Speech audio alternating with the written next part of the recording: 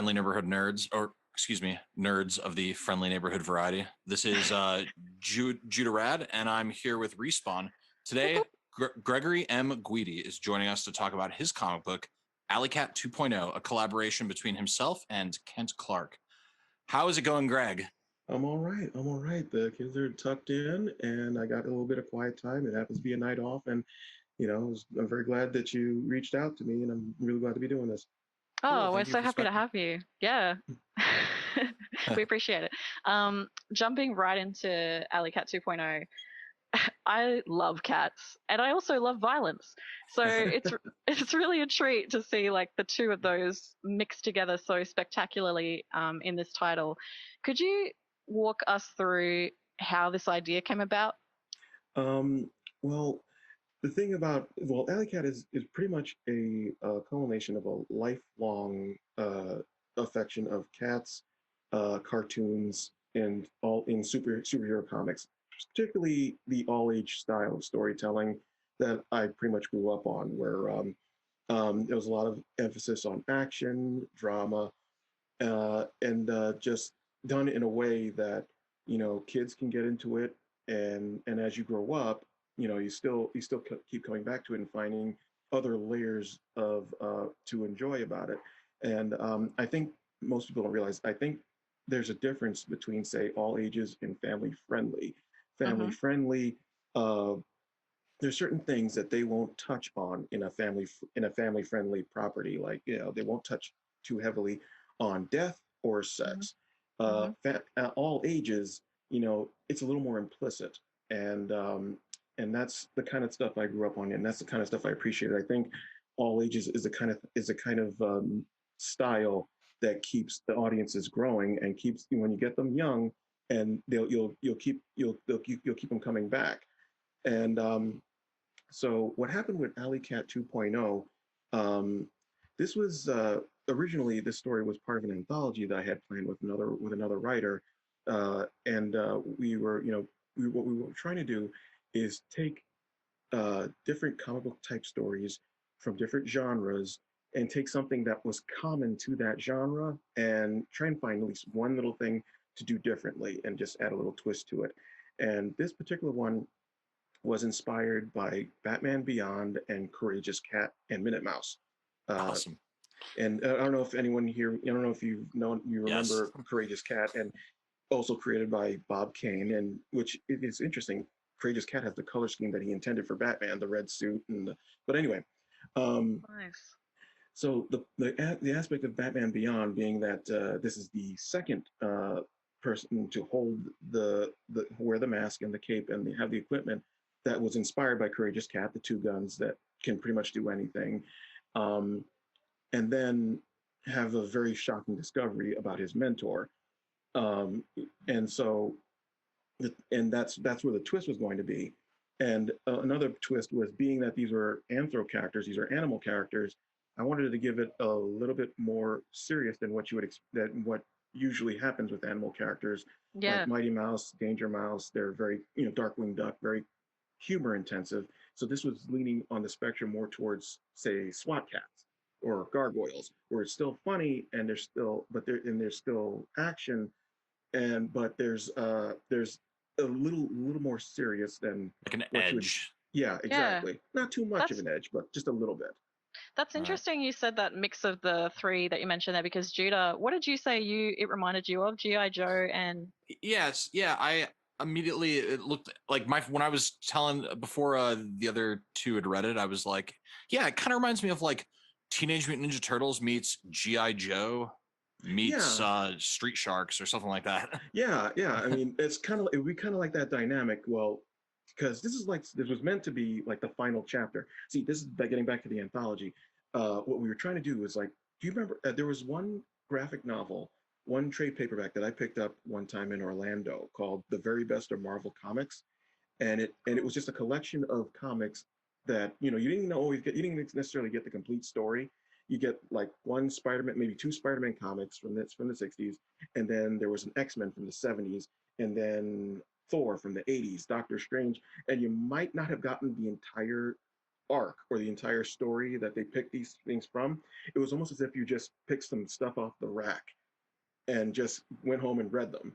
And it's like a snapshot of like one time you go to the comic book store, and that really struck me. And it's one of my favorite trade paperbacks. And the whole anthology that Alleycat 2.0 was going to be a part of was we wanted to capture that spirit. So Nice. this was supposed to be chapter 12 of a larger story. So it was like the wrap up. It was the climax of the whole year-long arc, hypothetical year-long arc, and that was another thing I was trying to capture, because before then there was going to be this whole dynamic talking about, you know, Ninja Turtles and GI Joe, where Alleycat versus Cerberus, and they keep butting heads like this, and it's almost like this constant struggle, and then finally this final chapter is okay. This is the way it's going to end now, like almost like a season finale. It's that kind of. It definitely felt that way, but it was awesome. Like like just drops people into the middle of it, and you kind of cover that in your forward, like right. You know, there's no. It's exactly like being a kid and turning it on, and it's like episode whatever of Street Sharks, and you just don't care what happened before that.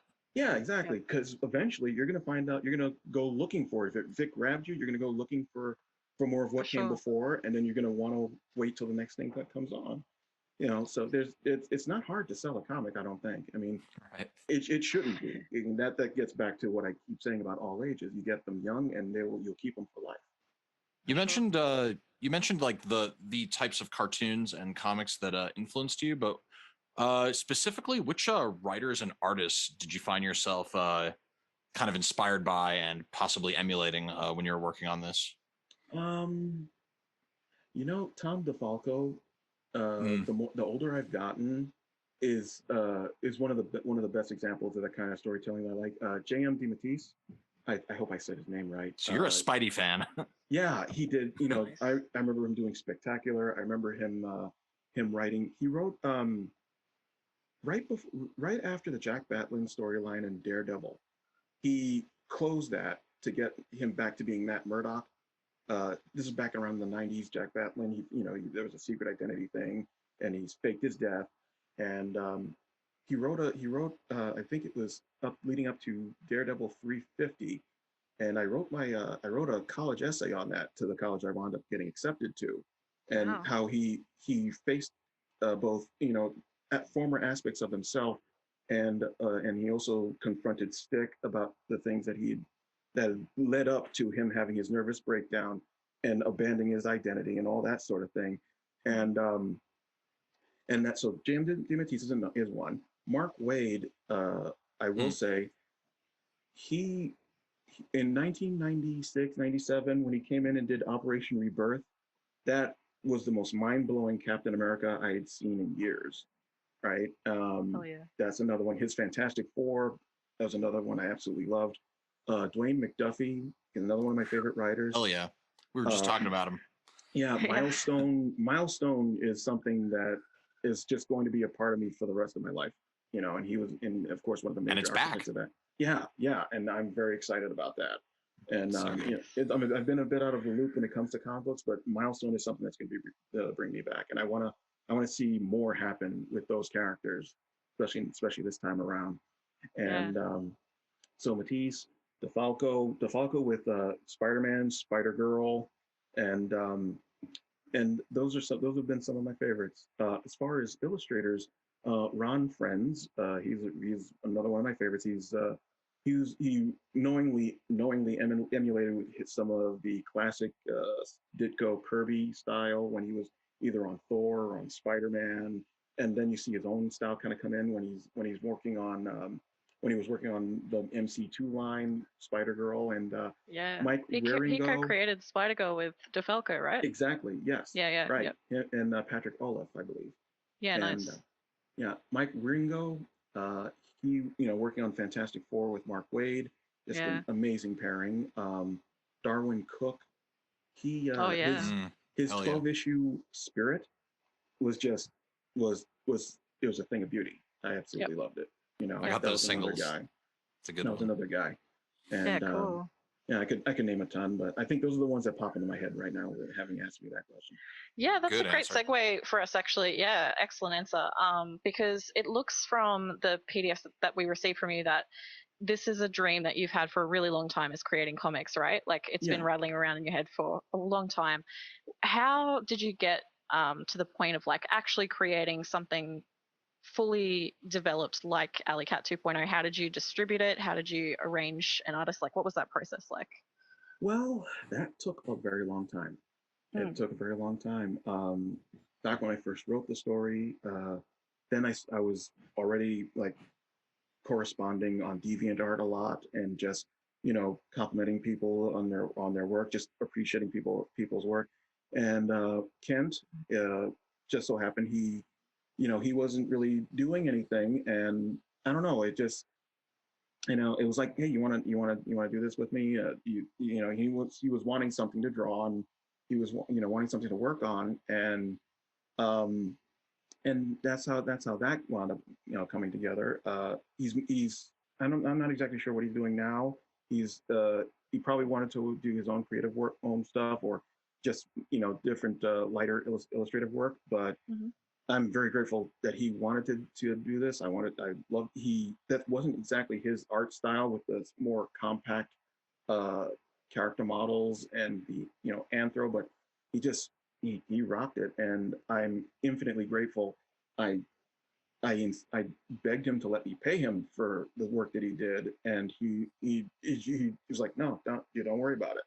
And as Yep. far as distributing it, and as far as distributing, I was I'm not very familiar with Kickstarter, I'll admit, and and what I do know is like something that seems kind of newish, which is print on demand. And because I make these designs on Teespring, they call themselves Spring now because they're moving into beyond just t-shirts and mugs. They have digital stuff that they're doing now, Sweet. and Blurb, they let you they create a means for you to self-publish, both books, magazines, picture books, and they had a format for comics, and so I decided to use that, and it's around this time last year when having this finished comic sitting in my in my files, Yeah. where I decided COVID hit and this night job was really taking its toll on me, and I was like, I just wanted to put this out there and see what would happen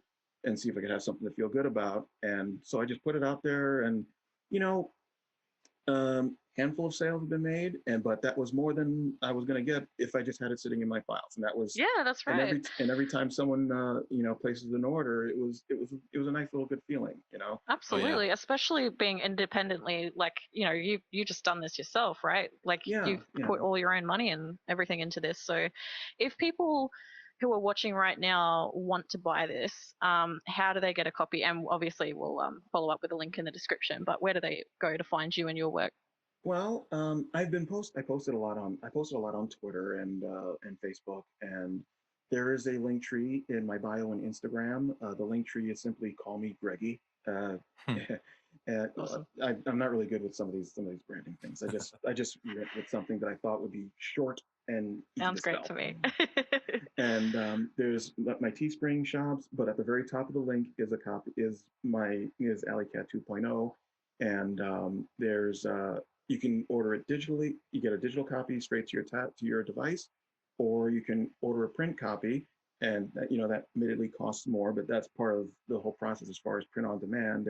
Yeah. There's part of part of the work they put in, and then they ship it to you, and a few people have shown me pictures of their finished magazine, and again, it's a very validating little very special feeling seeing that, and For it's like sure. somebody has that's on their table, that's on their shelf, Out and of your brain. it's just a great feeling. That's Yeah, got to be Yeah. pretty exactly, exciting. exactly. It's the same exact feeling whenever Kent would send me back a drawing, or someone else, some collaborating, that sends me back a Cool. drawing, like just a character model or a finished page, and it's like it's got life now, and It's an idea coming to fruition. Yeah, exactly, Yeah. it's That's incredible. sweet. that's awesome. So let's say that you had your pick of the litter to write for an established comic book property. Hmm. What would you choose? There is two characters I would work on for Marvel that I always wanted that I mainly wanted to work on before roughly 2008 when Avengers Disassembled happened and they Mm. kind of went off on a separate path than what they've been on traditionally. Um, and they're still with me in my head. One I would love to be able to write for Genis Bell, the son of Marvel, that particular Oh Captain yeah. Marvel. Sweet. And I know exactly what I would want to do with him. And there's also from Slingers. Uh, there was a time when in the late '90s uh, where four college students got a hold of four different costumed identities that Spider-Man had been using for a time. Um, Prodigy, Dusk, Hornet, and Ricochet. Oh And there yeah. was a young kid, Johnny Gallo, who's a mutant who took on the identity Ricochet. And I know What what a I would like deep to do. cut. Yeah, I Yeah. mean, it's what I know what I'd like to do with him too. That's And awesome. so those main two characters are who I'd write for if I had the opportunity. I'm That's so so smart. curious about that now. Yeah, that's so smart because a lot of people will say like something that some like a A-list character like Spider-Man or something, and it's like no, you can take like a deep cut character like you know the second Captain Marvel or Beta Ray Bill or something, Yeah. and completely like reinvent them. So that's pretty awesome. Yeah, I'd love to see that, Greg. yeah, I don't know if I've read anything with Janice in it. I'm just having a look to see, like, is he still around in the Well, universe doing well, stuff? for what I remember, the last time he was seen was uh, He had in Captain Universe Thunderbolts. power. He gotten very powerful, and I think what happened to him is Baron Zemo found a way to disperse his being, like throughout multiple timelines or something like that, Oh, and being a person that studies different energies, if you give him enough time, I imagine that Janice would be able to find his way out of that, To and yeah, reassemble. and Yeah. that would be part of what I would do with him. Well, I don't think cool. it's really going to give anything away because I don't know if it's real slim odds that this is going to happen. But basically, what I would do with him is like he would, how there's multiple iterations of one person, multiple incarnations. Well, what I would do is like this would just be one Genis Sweet. for all known creation, and Oh, part of it might be that he could blink, he could look through different alternate timelines, alternate realities, and it would just be him. Oh, dope. okay. And so in one place he might be in a planet where there's just where more like Earth 3 in DC where everyone is evil. Yep. There could be a different reality where he's a woman. There could be a different reality where he's not even Janice Bell. He could just be that particular timeline somebody else. It'd be kind of odd, and I think I would want to put in the time variance authority, which hasn't been seen in a long time. Yeah. Cool. And lots of different fun things like that. Those kinds of odd, quirky cosmic beings that had But been created over the last couple of 20 years or so. that Yeah, sounds yeah, that's the good outstanding. Yeah. stuff. Yeah. And by the Let's way, start. just in case you get to actually do that, it was really nice collaborating with you on that idea, Greg. I My was just pleasure. gonna say, let's start the hashtag like Greg for Janice. Hashtag Greg for Janice. So speaking of cool stuff, is there anything that you've been enjoying lately that you want to recommend to our viewers in terms of like, it could be anything, comics, general reading, movies, TV. Is there anything you've been checking out that you like? Well, there hasn't been much. I'm in the minority of having enjoyed Thundercats Roar. It Ooh, it cool. it got it's not it was canceled one season, like 50 like 12-minute segments. Yep. But I think the third time around when you're doing Thundercats, if you want to go a little silly, then do that. Yeah. It didn't bug me. And but it was hilarious, and the action was incredible. The animation, just tech as far as technically speaking, the animation was just incredible. It's my Yeah. And boy Was that the one that Mumra. came out? yeah, in one episode, the entire cat's lair turned into a giant robot and fought Mumra, Ah, and they used the original theme, and it was just amazing. And that's sweet. so there was That one sounds thing I was awesome. really liking. You could probably still find it on demand or wherever. Um, Ducktales is wrapping, sadly, down to the last few episodes. But Yep. that was one thing that I was holding on to, even when life was just taking over and I wasn't following a lot. And the new Ducktales has been some of the best animation I've seen in a long, long time. That's so cool. Titans, Doom Patrol, two very Ooh, good yeah. series. Titans has been some really nice, some good storytelling, but the costume designs is just Oh yeah, phenomenal. that's the best I've ever seen the Robin suit. For Yeah, instance, yeah.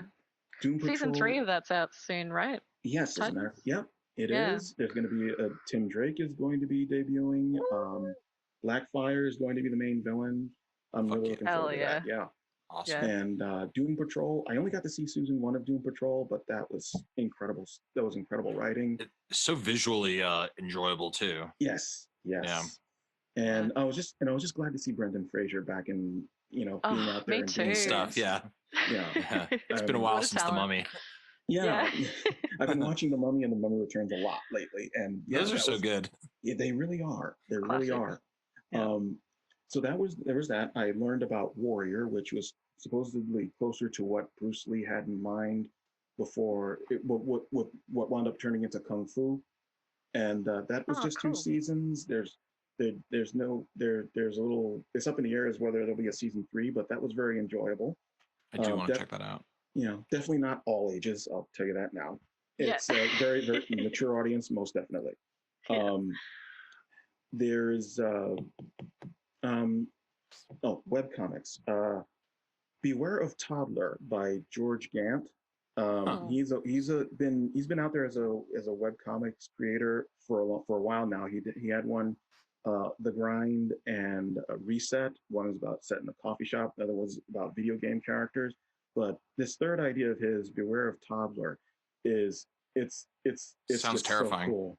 It's so cool. It's just about growing up with a toddler and all the funny that comes with that, and having a 4-year-old and a 7-year-old of my own. It's been very relatable and very timely, at least for We're gonna have to hit up that creator and see if they'll come on the show. Absolutely, Yeah, that's absolutely. Reach out to interesting. him and see if he wants to come on.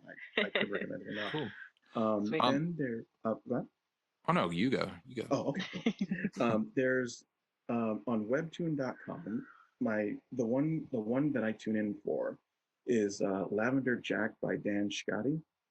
I hope I said his name right. It's set in the early 20th century, late 19th century, and it's a mystery. It's a vigilante story, and it's some of the most inclusive in terms of characters, the people of color, the queer community, and it's just some of the most fun reading I've ever, and the most gripping mystery reading I've enjoyed for a long time. Scotty is someone I've been following on DeviantArt for many, many years. I've corresponded with him. He's Lavender Jack. If you haven't been reading it, you should look for it now. He finished 2 seasons, and they're incredible. They're absolutely Write that down. That sounds awesome. Yeah. And I understand you spoke to Greg Anderson Delize. Yes. Yeah, we had him on the show for Isnana. Yeah. Yes, exactly. Yeah. I got to buy a copy of the Ballad of, I want to say, Rawhead Jones and John Henry, and that was. I've known the story of John Henry since I was a child, and seeing a black folk hero who's just the strongest man there, who can beat a steam driving machine, and that he dies at the end always bugged me, and I couldn't really put my finger on it back then. It just bothered me. And but then what Alize did was he made him into an interdimensional robot fighter, and it's like, all right, he's still out there and he's still a hero and he's still doing his thing, and it's like, and it was just like the perfect thing, right? And it just made it like a wrong from like 200 years, and so it's funny love his when stuff. we love it. When we spoke to him, he said similar stuff about like he was just so tired of seeing like African folklore being used, but like not to its full potential. Like you'd have Yes. characters come in and be killed off immediately, or like Yes. one series arc or whatever it might be. So yeah, reading as Nana was a real treat. That was Yeah, absolutely. that's a really good recommendation. Yeah, big time. And okay, you were gonna ask something? Yeah. So, do you have any other projects coming down the pipeline, or anything you're kind of working on the side these days?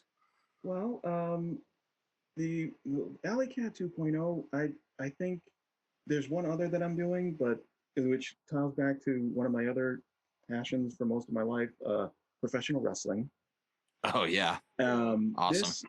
This started with a video game idea I had that I just wanted to be seed made because for the last 30 years or so, a lot of sports games are dominated by licensed characters where you're playing as real life players, and I miss the concept of like original characters that might have been inspired by real athletes, and that's what I'm doing with that. It's going to be more of a web strip format where set up punchline, and almost as if you're reading this in the funny pages. And that's one thing I'm doing.